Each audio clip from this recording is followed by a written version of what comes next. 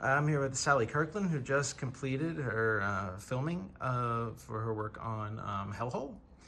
And she plays the Parker. Dr. Parker, the psychiatrist at the institution where Pony ends up. And so it was great having you on set, and everyone was a huge fan. And everyone who wasn't a huge fan before was a huge fan by the end. Oh. So how did you end up finding out about this part and joining on? Well, I did a film that's still in post-production now called Invincible, directed by Daniel Zerilli. And in the cast was May, who plays Pony in Hellhole, and Paul Collette, who is the writer-director and plays Luke.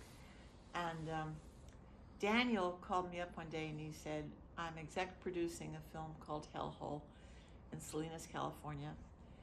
This was some months back. And he said, would you like to do it? It's the part of a doctor. And I said, sure, if it's got your name on it, sure. And then I got to know Paul, because we didn't shoot at the same time in Invincible. Many telephone calls, and read the script, liked the script. I kind of love thrillers. This is kind of horror, thrillers, sci-fi, but I love that and have done many movies in that genre. And so I was particularly intrigued when I saw in the script that my character is dealing with schizophrenia, with Pony becoming schizophrenic. And if truth be told, back in 1966, I had a nervous breakdown, tried to kill myself, was pronounced dead, yada, yada, yada, and was diagnosed as schizophrenic, which I don't think I was. I just think I was very, very depressed. But I've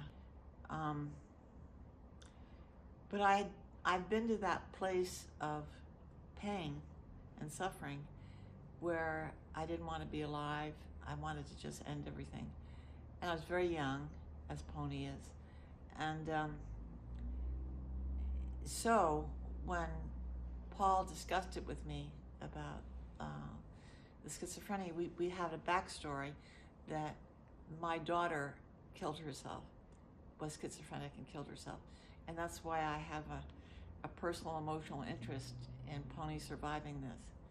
And yeah, that's how I got involved.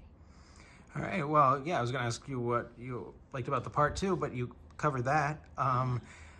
So I don't have any other questions unless you want to say anything. Yeah, I thought the cast and crew was great. Salinas, California has always intrigued me because I'm a James Dean freak. And this is where he filmed East of Eden. This is where he took the money from East of Eden and bought his Porsche. And this is where he died in his Porsche, all in Salinas. This is where Steinbeck was born. And I just feel like I'm channeling all of that extraordinary talent, Steinbeck and Dean.